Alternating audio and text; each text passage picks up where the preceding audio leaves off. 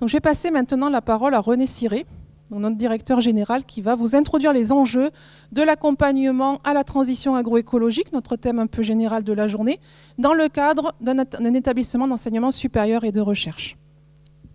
Merci Cécile, bonjour à toutes et tous ici présents dans cet amphithéâtre, bienvenue à l'ESA. Également mes salutations donc, à ceux qui sont en distanciel. Je remercie Cécile de m'avoir proposé de faire l'introduction de ce séminaire de restitution du projet Avatech, avec pour commande alors parler des enjeux de l'accompagnement de la transition agroéco en tant qu'établissement d'enseignement supérieur et de recherche.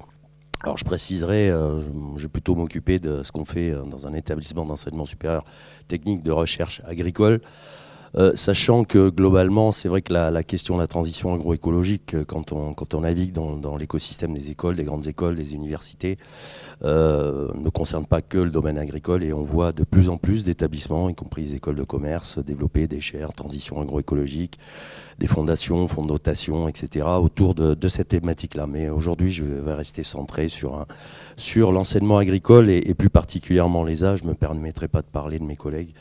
Je connais bien l'ESA, et donc voilà l'objectif de ce séminaire introductif. Déjà, l'ESA, c'est donc un établissement d'enseignement supérieur et de recherche en contrat avec le ministère de l'Agriculture. Donc quelque part, je commence déjà à répondre à la question comment on s'empare des enjeux de transition agroécologique. C'est dans notre mission de service public, service d'intérêt général. On touche du financement public, donc ces questions-là doivent obligatoirement, en tout cas, nous préoccuper, que ce soit en termes de sujets de recherche, en termes de problématiques de formation, et également, plus globalement, dans le fonctionnement également de l'établissement. Que ce soit au niveau sociétal, au niveau environnemental de la gestion de l'établissement, etc. Puisqu'on commence aussi, on est rentré aussi dans une démarche RSE avec l'objectif d'obtenir le label Lucie. Donc on voit déjà comment finalement on s'imprègne de l'ensemble de ces enjeux de la transition agroécologique. Cette notion aussi d'accompagnement, on va la retrouver au travers de notre mission et de nos valeurs, donc, qui sont produites au sein d'une charte qui est téléchargeable sur notre site internet. Et on va retrouver ces dimensions dans notre charte, d'une d'objectifs de formation, de deux également de produire et valoriser des résultats de recherche au service des filières. Cette dimension également de se mettre à l'écoute du monde, s'engager face aux grands défis planétaires. Ça, c'est sur cette charte, c'est effectivement ce qu'on a fait évoluer. C'est une charte qui existe depuis plus d'une vingtaine d'années maintenant. Et cette dimension-là, vous avez les principes fondateurs. On a dû la faire évoluer puisque il y a 20 ans, si je prends l'exemple du changement climatique, alors on parlait déjà changement climatique, mais il y a 20 ans, on était plutôt encore à convaincre les climato-sceptiques, ce qui n'est plus le cas aujourd'hui. Et aujourd'hui, on est plus dans l'action. Donc c'est un petit peu aussi, ça a été pour nous l'occasion il y a 2 ans de retravailler cet élément fondateur de cette charte, plus justement pour réintégrer les questions de la transition agroécologique, mais pas que, la transition numérique, la transition alimentaire, mais en tout cas tout ce qui concerne ces grands défis planétaires. Donc on retrouve autour de cette charte ce qu'on peut retrouver dans d'autres établissements d'enseignement supérieur, ce qu'on retrouve essentiellement aussi dans les écoles d'ingénieurs agro, en contrat avec le ministère, mais également j'oublie pas aussi les lycées d'enseignement agricole, qu'ils soient privés ou qu'ils soient publics. Cette dimension-là, je dirais, on est un petit peu tous montés sur le même ADN. Et ce qui est important, en tout cas, dans nos missions, c'est aussi de se rappeler cette question d'être au service des filières, agri-agro, et aussi des territoires. C'est aussi important pour nous, d'autant plus pour une école comme l'ESA, si je refocus sur notre établissement, qui a plus de 124 ans, et donc qui est assez bien inscrit aujourd'hui dans l'écosystème des acteurs socio-économiques de l'agriculture et de l'alimentation, et où un établissement tel que le nôtre est aussi attendu par les filières, par les entreprises, justement pour apporter des solutions sur les questions des transitions, dont la transition agroécologique. On va retrouver aussi cette dimension à nouveau au travers de ce qu'est notre mission. On va retrouver cette notion de conseil, d'accompagnement des différents acteurs des filières agricoles. Alors ça, la mission elle a été revalidée par notre conseil d'administration très récemment pour répondre aux défis de ces filières. Alors c'est derrière cette question des défis des filières où on va retrouver à nouveau cette question de la transition agroécologique et puis également au travers de la dynamique des territoires, des questions derrière des terroirs, signes qualité, etc. qu'on peut retrouver derrière et l'organisation des acteurs également agricoles derrière cette dimension de territoire. Alors je continue un petit peu nos panoramas. Alors ça aboutit il y a maintenant on va dire 6-7 ans à l'affichage également d'axes thématiques, alors qui sont des axes transversaux qui nous aident nous dans notre communication, mais qui nous aident aussi dans la structuration du projet de l'établissement, donc notamment lorsqu'on réfléchit à des nouveaux programmes de formation adaptés aux besoins des acteurs de terrain, quand on réfléchit également à des programmes de recherche, ou également lorsqu'on réfléchit à des solutions que l'on apporte aux entreprises, puisque on est également très impliqué également en lien direct avec les entreprises, soit par la formation continue, soit par la prestation R&D, etc.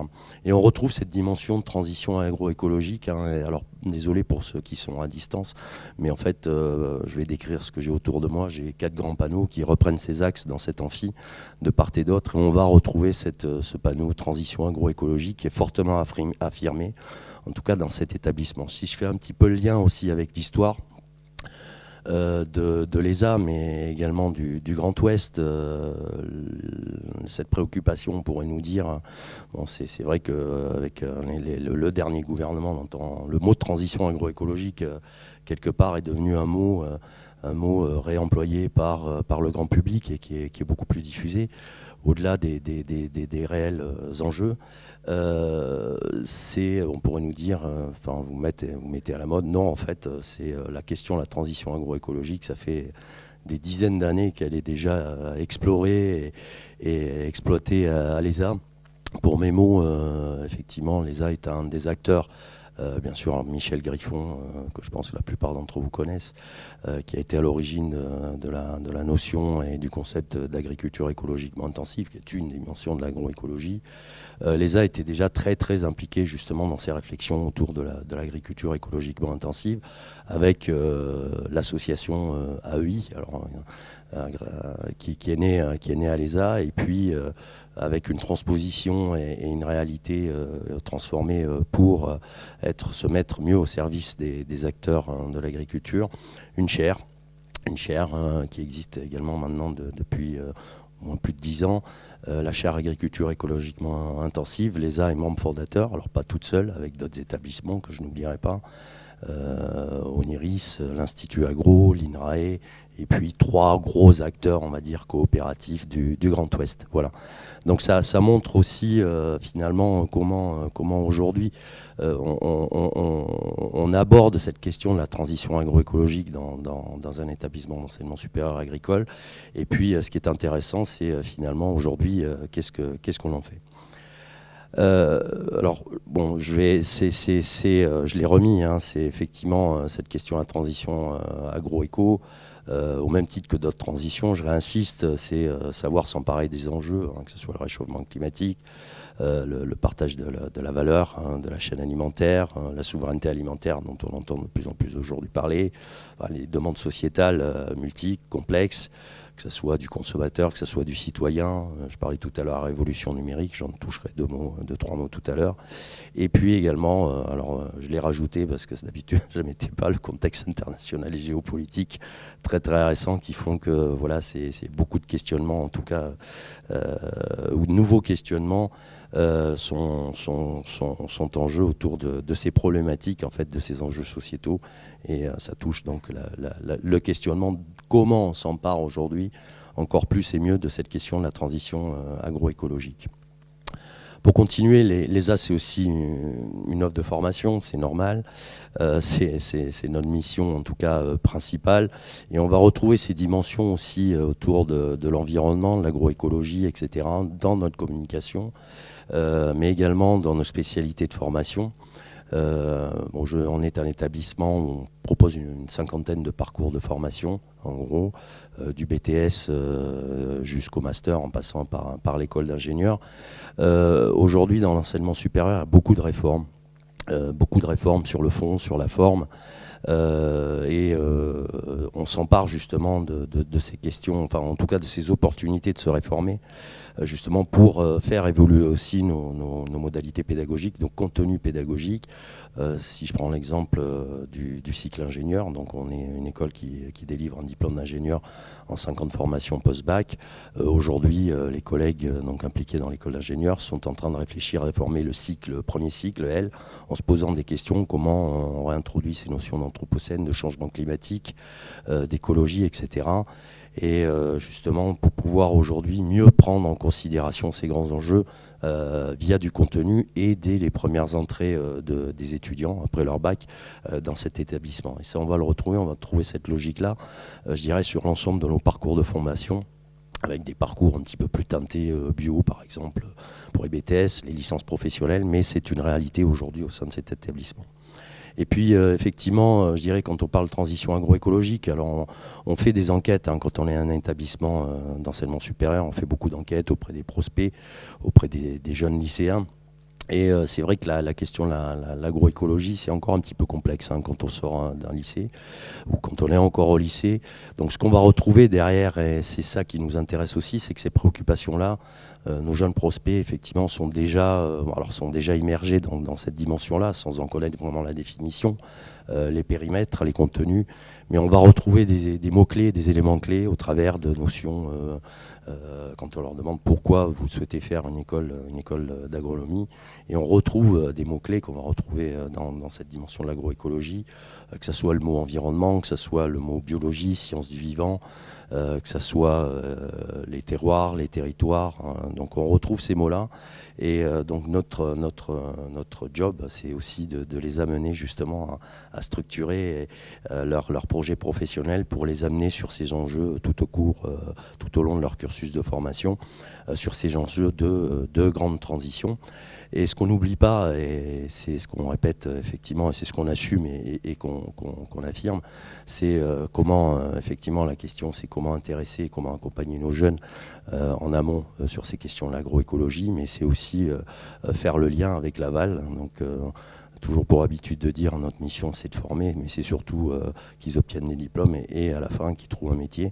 C'est aussi de questionner les entreprises en permanence, les recruteurs, les différents instituts qui vont recruter nos différents diplômés, justement pour voir comment eux-mêmes s'emparent de ces questions de l'agroécologie, pour aussi pouvoir adapter nos formations et puis apporter des solutions quand on parle de recherche, voire même intégrer ce qu'on appelle la pédagogie, de la pédagogie par projet, travailler en rassemblant les acteurs de la recherche, donc de l'ESA, voire d'autres, des professionnels et nos enseignants et enseignants-chercheurs, justement, pour proposer des projets concrets à nos étudiants. Pour finir le panorama, on retrouve cette dimension aussi très présente hein, de l'agroécologie au travers de notre mission de recherche. Conception, alors on retrouve des mots-clés hein, dans le projet Avatec, donc on est bien calé par rapport à la mission, et c'est le cas de toutes nos unités, que ce soit l'UMR BAGAP, que ce soit l'unité GRAP, puisque aujourd'hui on va voir essentiellement des résultats de ces deux unités, le LARES, le laboratoire de sciences économiques et sociales, le laboratoire d'agronomie, l'EVA, et puis également le laboratoire de recherche sur les systèmes d'élevage. Donc, comme l'a dit tout à l'heure en introduction, le fait également que, je dirais, sur ces questions, l'agroécologie, on n'est pas tout seul, on travaille également aussi avec d'autres acteurs, hein, et notamment l'INRAE, puisque nos unités de recherche sont unités sous contrat. Donc, la dimension conception, accompagnement de l'innovation pour des systèmes agricoles et alimentaires durables, c'est au cœur donc de la mission de notre recherche, et donc c'est aussi une façon de vous démontrer comment on intègre et comment on transpose et comment finalement on confirme et on affirme ces enjeux de la transition agroécologique. Alors On a eu une petite étape parce qu'on voit que quand on parle d'agroécologie, alors même auprès de spécialistes, d'experts, alors surtout je pense la question de l'agroécologie finalement pose la question de ce qu'est l'agroécologie, comment chacun l'aborde dans son périmètre, comment nos anciens étudiants, ce qu'on appelle aujourd'hui les alumni, donc qu'on interroge et avec qui on est en relation permanente, parce que ce sont des gens aussi qui sont dans les filières, comment nos étudiants et comment nos salariés, nos enseignants et enseignants-chercheurs abordent cette question de l'agroécologie.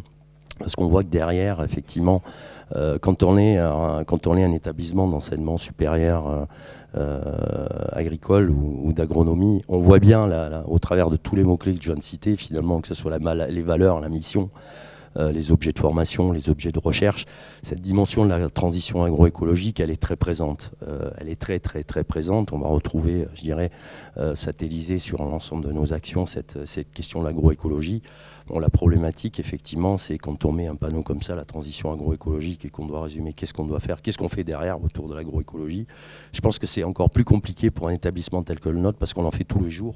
Et le plus compliqué, c'est finalement de bien le percevoir et de le rassembler quand on doit faire, par exemple, une présentation de nos actions devant un collectif sur l'objet agroécologie.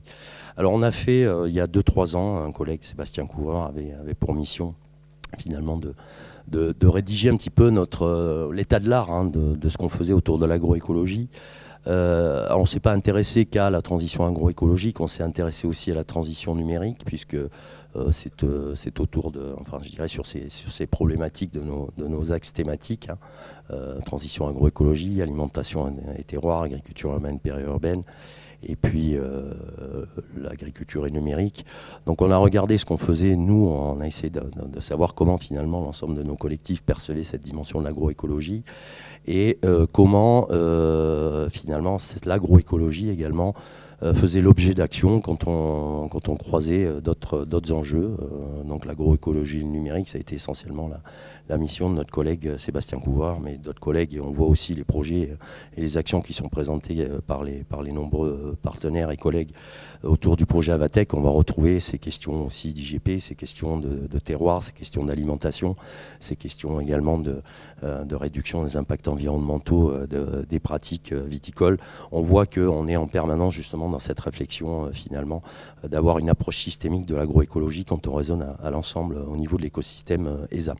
La question que nous sommes posées, donc, c'est comment apprenons-nous l'agroécologie, son croisement avec d'autres axes thématiques, comme je l'ai dit, et puis finalement comment on traduit cela en action.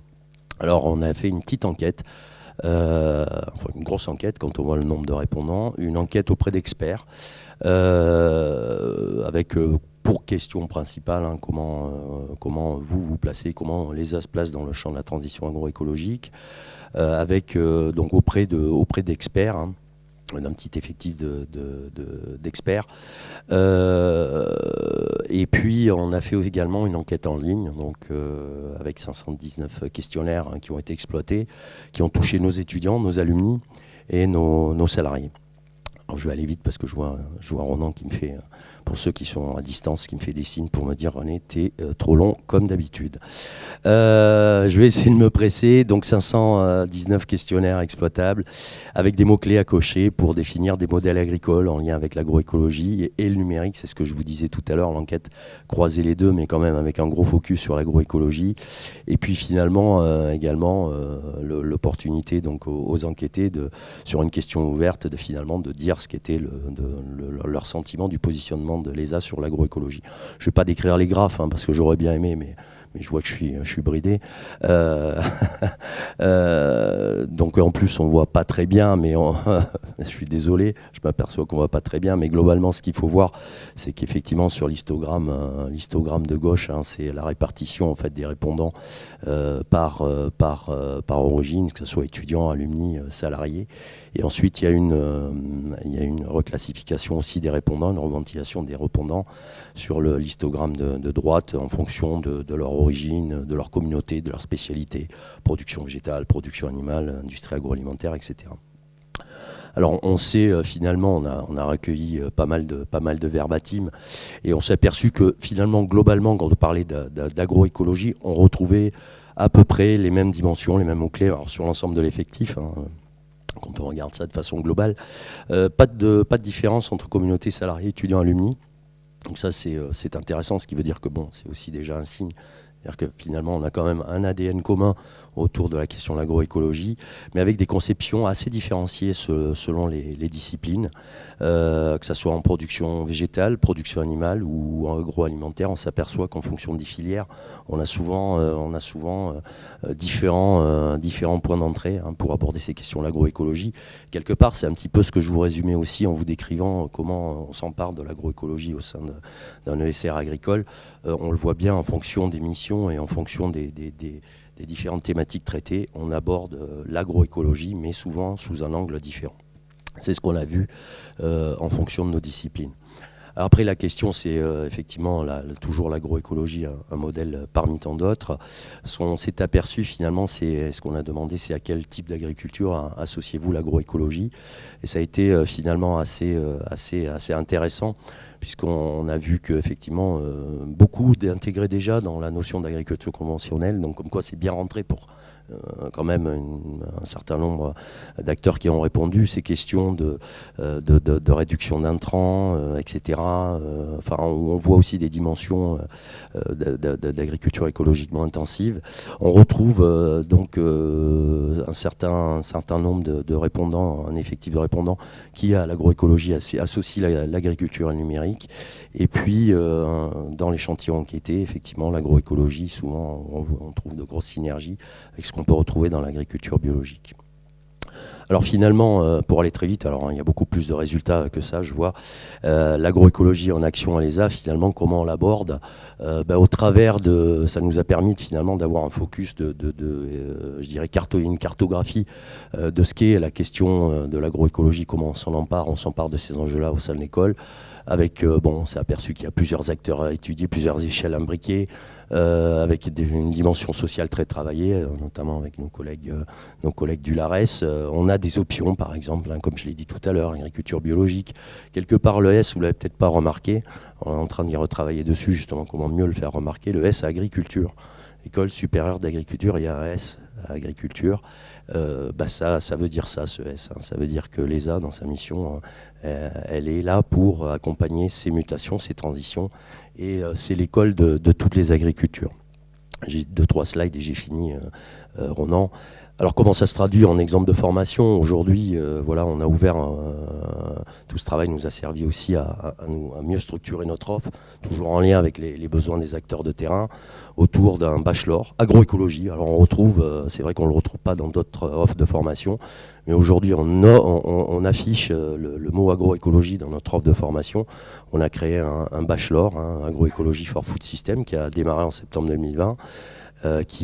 Pour lequel on a obtenu le grade de licence. Donc ça, c'est un premier élément.